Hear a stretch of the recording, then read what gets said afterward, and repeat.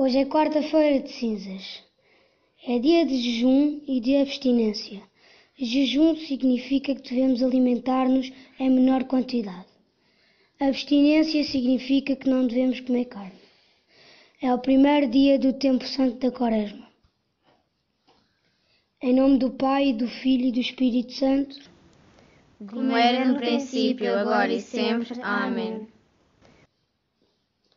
se hoje ouvirdes a voz do Senhor, Não fecharem os vossos corações.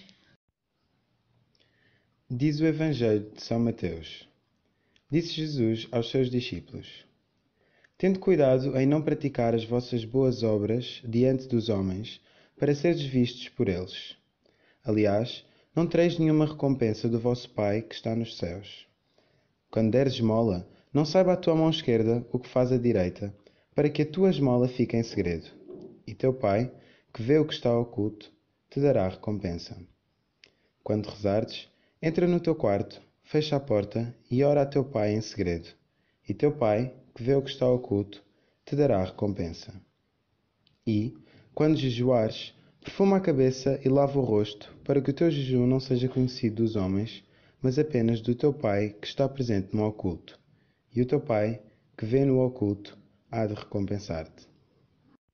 Deus quer de mim um coração sincero, sem fingimentos nem vaidades. Proponho fazer o bem em total gratuidade, sem esperar louvores nem recompensa.